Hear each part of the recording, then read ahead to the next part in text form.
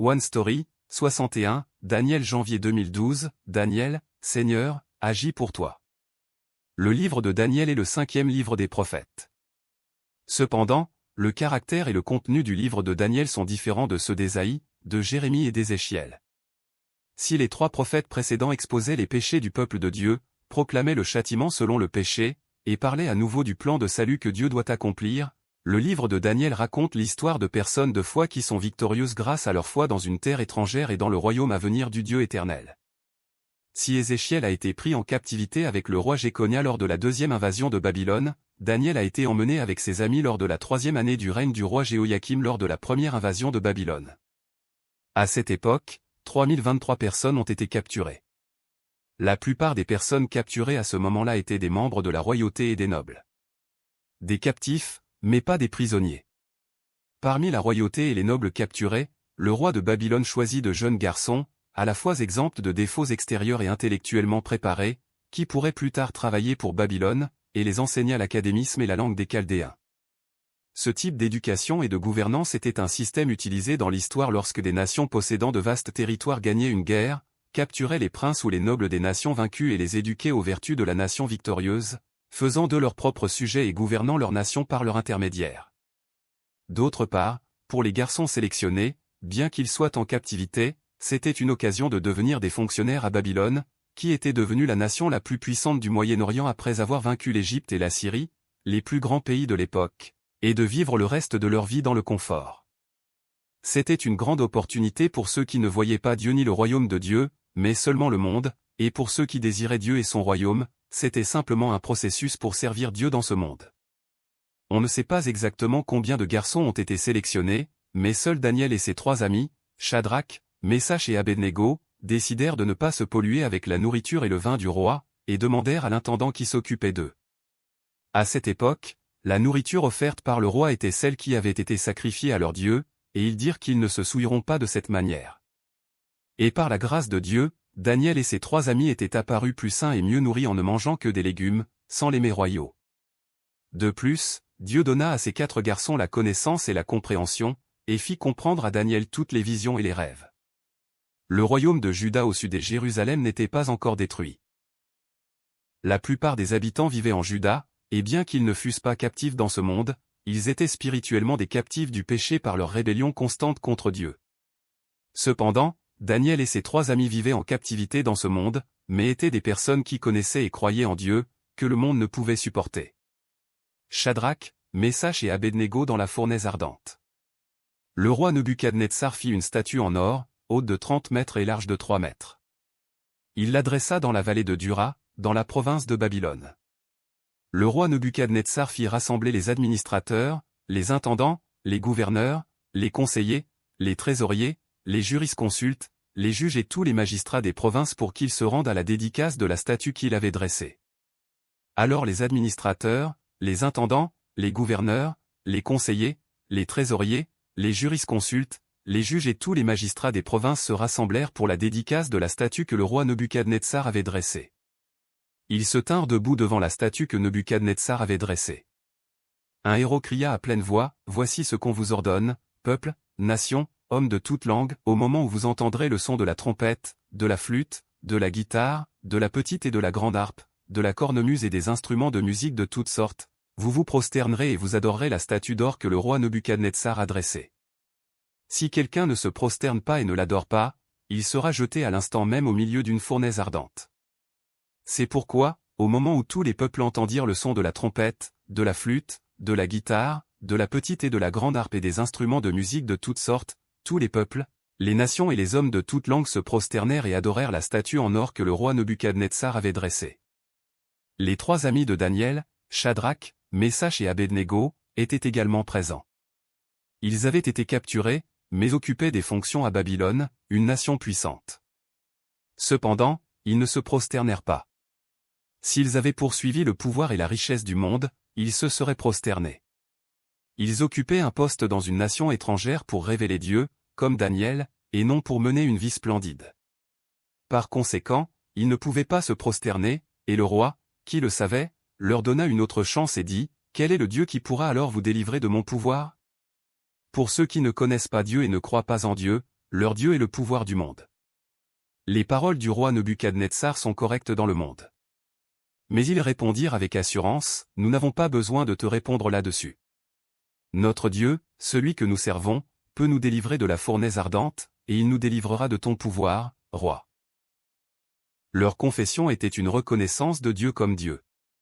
Ce n'était pas seulement une reconnaissance de Dieu comme aide tout-puissante lorsque nous avons besoin de lui ou que nous souhaitons quelque chose. Ils proclamaient d'abord la puissance de Dieu. Le roi du monde disait qu'il est plus grand que Dieu, en disant, il n'y a pas de Dieu qui puisse vous délivrer de ma main, le roi. Cependant, les livres des prophètes disent que leur folie est manifeste, arrêtez de placer votre confiance dans l'être humain. Sa vie n'est qu'un souffle. Quelle est en effet sa valeur? Fils de l'homme, annonce au chef de Tyr, voici ce que dit le Seigneur, l'Éternel, ton cœur s'est enorgueilli et tu as dit, je suis un Dieu, je suis assis sur le trône de Dieu, au cœur de la mer. Pourtant tu n'es qu'un homme et non un Dieu, mais tu te considères au même niveau que Dieu. Mais tu es un homme et non un Dieu, bien que tu te crois aussi sage qu'un Dieu. Diras-tu vraiment, je suis Dieu en face de celui qui te tue? Tu ne seras qu'un homme et non un Dieu, entre les mains de ceux qui te transperceront. Les trois amis de Daniel dirent, et même s'ils ne le faisaient pas, sache, roi, que nous ne servirons pas tes dieux et que nous n'adorerons pas la statue en or que tu as dressée, croyant et acceptant la souveraineté de Dieu. Dieu est celui qui peut les délivrer en toute situation et, même si Dieu avait la volonté de ne pas les délivrer, cela proclamait que Dieu est Dieu. Notre foi doit grandir du niveau de la reconnaissance de l'omnipotence de Dieu au niveau de la confiance et de l'acceptation de la souveraineté de Dieu. Cependant, la réalité est que notre niveau est toujours celui d'un enfant qui tente de contrôler Dieu selon notre souveraineté, en lui exprimant nos désirs. Finalement, la fournaise ardente fut chauffée cette fois plus que d'habitude, et les trois amis de Daniel, qui avaient défendu leur foi et qui étaient dans ce monde mais n'en faisaient pas partie, furent jetés dans le feu. Le feu était si chaud que ceux qui les tenaient moururent brûlés. Maintenant, c'était fini. Le monde appelle cela la fin, la défaite, et la mort. Dans ce monde, cela est juste. Cependant, le monde ne peut pas voir le Fils de Dieu, le véritable Jésus-Christ, qui attendait là où les trois amis avaient été jetés. Même lorsque Jésus-Christ fut réprimandé sur la croix, mourut et fut enterré dans le tombeau, tout semblait être la fin, la défaite, et la mort éternelle. Et ce Jésus-Christ, qui délivra les trois amis de Daniel de la fournaise ardente, était celui qui ressuscita du tombeau, monta au ciel, et est encore vivant et agissant aujourd'hui. Les trois amis de Daniel ont défendu leur foi et furent jetés dans un feu cette fois plus chaud que d'habitude, mais ils deviennent la vie représentée de Jésus-Christ, le Messie qui viendra, en étant délivré de ce feu. Cet incident servit finalement de moyen pour que le roi Nebuchadnezzar loue Dieu et reconnaisse Dieu. Ils étaient dans ces nations étrangères pour cela. Grâce à leur foi et leur vie fidèle, Dieu fut révélé et glorifié à travers eux. De même, nos vies ne doivent pas utiliser Dieu pour nous-mêmes, mais nos vies doivent être données pour Dieu. Le deuxième rêve du roi Nebuchadnezzar. Le roi Nebuchadnezzar eut un rêve. Il vit un arbre au milieu du pays, qui grandit, devint fort et élevé, atteignant le ciel et visible jusqu'aux extrémités de la terre. Ses feuilles étaient belles et ses fruits abondants, et toute vie sur terre se nourrissait de cet arbre. Mais un homme saint, descendant du ciel, lui dit de couper l'arbre, de couper ses branches, de secouer ses feuilles et de chasser tous les êtres vivants. Cela signifiait que seul le tronc de l'arbre resterait, trempé de la rosée du ciel dans l'herbe, et que l'esprit d'un animal lui serait donné, jusqu'à ce que 7 temps passe pour lui. Cela afin que les hommes sachent que le Très-Haut gouverne le royaume des hommes, le donne à qui il veut, et établit les plus humbles sur lui. Daniel interpréta le rêve et dit, on te chassera du milieu des hommes, tu habiteras avec les bêtes sauvages et l'on te donnera comme aux bœufs de l'herbe à manger. Tu seras trempé par la rosée du ciel et 7 temps passeront sur toi jusqu'à ce que tu reconnaisses que le Très-Haut domine sur toute royauté humaine et qu'il la donne à qui il le désire. Dans ce monde, il dit à ses trois amis de Daniel, quel est le Dieu qui pourra alors vous délivrer de mon pouvoir, agissant comme si tout lui appartiendrait éternellement, révélant ainsi que les humains sont des êtres extrêmement limités. Finalement, le roi Nebuchadnezzar dit, n'est-ce pas Babylone la grande, celle que j'ai moi-même construite, pour en faire la résidence royale, par la puissance de ma force et pour la gloire de ma majesté, ne reconnaissant pas Dieu, qui contrôle l'histoire, se vantant de sa force, puis étant chassé comme l'interprétation de Daniel le disait, et vivant comme une bête sauvage, et après le temps passé, la compréhension revint, et après avoir reconnu Dieu comme Dieu, sa position antérieure fut restaurée. Cela montre la limitation et la folie de l'homme. C'est pourquoi l'écrivain des Proverbes dit que la crainte de l'Éternel est le fondement de la sagesse, et l'écrivain de l'Ecclésiaste dit que la crainte de l'Éternel est le devoir de l'homme. L'écriture vue par le roi Belshazzar. Le roi Belshazzar, qui devint plus tard roi, tint un grand festin, prit les articles en or et en argent que Nebuchadnezzar avait volés du temple de Jérusalem, et en but avec les nobles du roi, les reines et les concubines. Il louait les dieux faits d'or, d'argent, de cuivre, de fer, de bois et de pierre. Mais alors, des doigts humains apparurent et commencèrent à écrire, et le roi les vit. Quand personne ne sut ce que cela signifiait, Daniel fut appelé sur la suggestion de la reine, et c'est pourquoi il a envoyé cette partie de main qui a tracé cette inscription. Il expliqua que, voici l'inscription qui a été tracée, comptée, pesée et divisée. Et voici l'explication de ces mots. Comptez, Dieu a fait les comptes de ton règne et y a mis fin. Pesé, tu as été pesé dans la balance et tu as été trouvé léger. Divisé, ton royaume sera divisé et donné aux Mèdes et aux Perses. Et selon l'interprétation, cette nuit-là, Belshazzar, roi des Chaldéens, fut tué, et Darius le Mède devint roi. C'est justement cela. La Bible avertit les vies folles qui pensent que ce que j'ai et profite du moment et tout est à moi. Nebuchadnezzar et Belshazzar, même les rois d'Israël du nord et de Juda du sud, ont fait le mal pensant que ce qu'ils avaient pour un temps, avec la permission de Dieu, leur appartenait pour toujours. Ce n'est pas seulement un problème des rois du monde. Nous devons savoir que ni la connaissance, ni les talents, ni la vie que nous avons ne peuvent être avec nous sans la permission de Dieu. À travers une parabole, Jésus dit aux riches dont les champs ont produit abondamment mais n'avaient pas de place pour stocker les récoltes, qu'il démolirait son grenier et en construirait un plus grand, entassant toutes les récoltes et disant, « Repose-toi, mange, bois et réjouis-toi. » Mais Dieu lui dit, « Homme dépourvu de bon sens. Cette nuit même, ton âme te sera redemandée, et ce que tu as préparé, pour qui cela sera-t-il » Nous devons savoir. Reconnaître le Dieu éternel et quitter le monde qui n'est pas éternel, voilà ce qu'est la foi et la grâce. Mais le monde va dans l'autre direction. Dans la foi, nous ne devons pas être des gens qui cherchent et suivent des choses qui ne sont pas éternelles provenant du Dieu éternel. C'est pourquoi la Bible proclame, l'homme, ses jours sont comme l'herbe, il fleurit comme la fleur des champs, le vent souffle sur elle et elle disparaît, et son endroit ne la connaît plus. Mais de éternité en éternité, l'amour du Seigneur est avec ceux qui le craignent, et sa justice pour leurs enfants, pour ceux qui gardent son alliance et se souviennent d'obéir à ses préceptes, car toute créature est comme l'herbe, et toute sa gloire comme la fleur des champs. L'herbe sèche et la fleur tombe, mais la parole du Seigneur subsiste éternellement.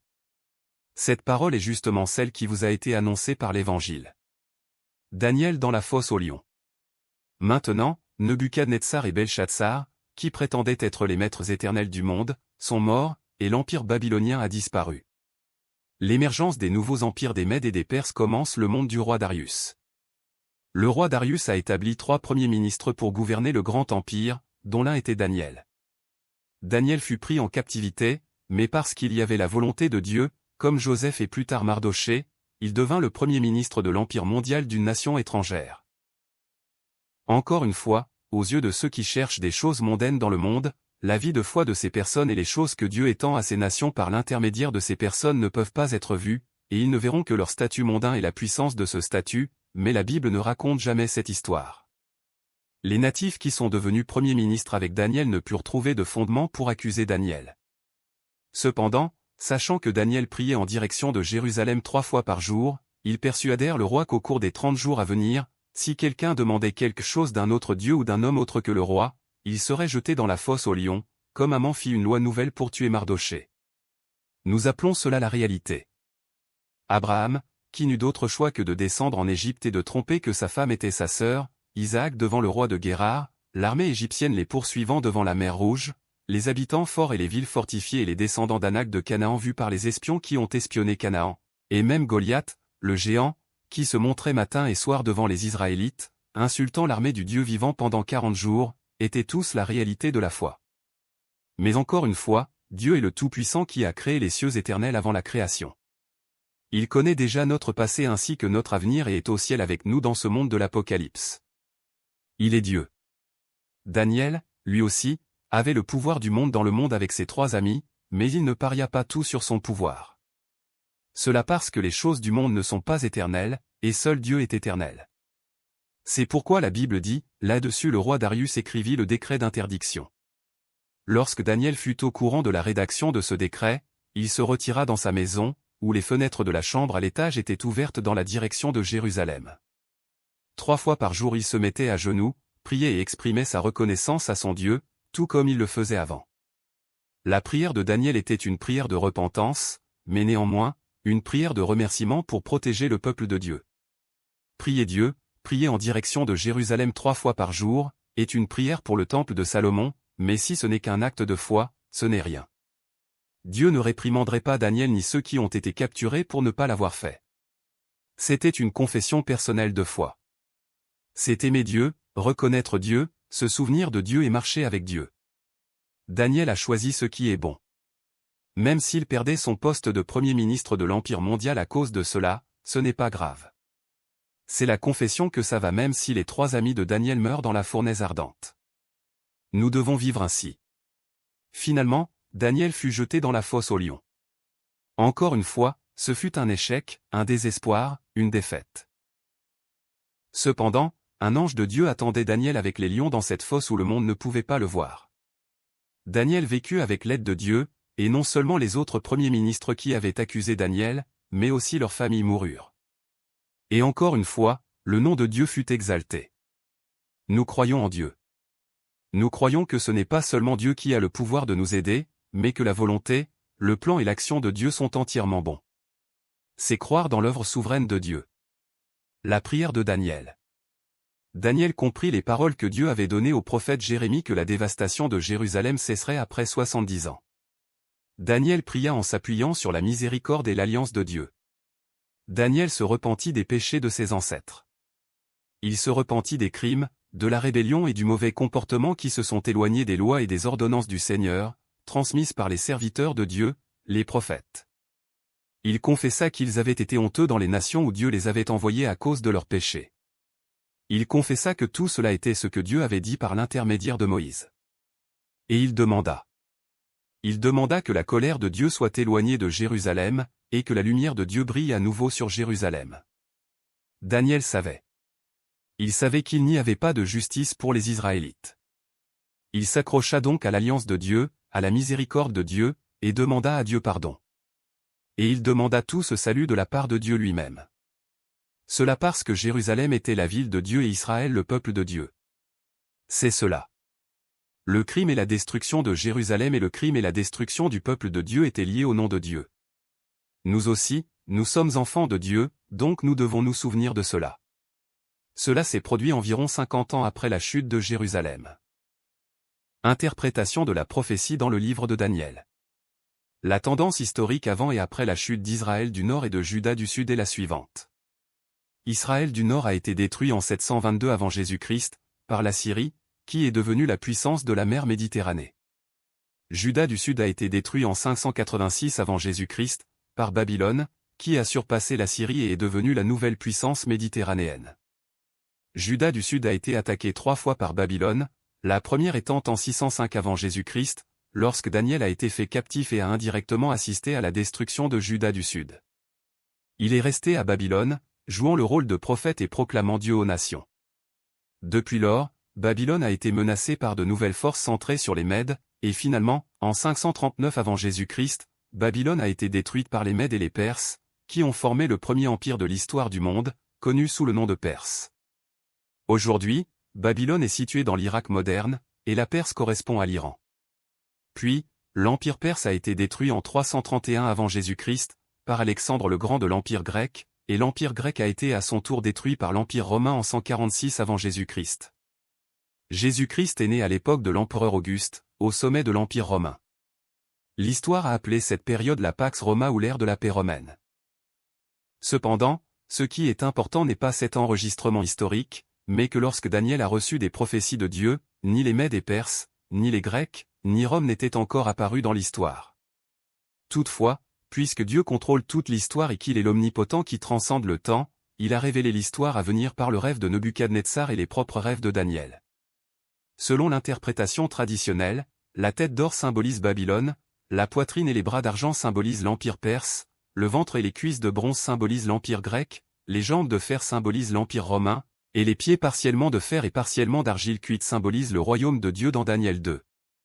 Dans Daniel 7, le lion symbolise Babylone, l'ours symbolise l'empire perse, le léopard symbolise l'empire grec, et la bête symbolise l'empire romain, et à l'époque de Dieu, les saints auront un royaume éternel.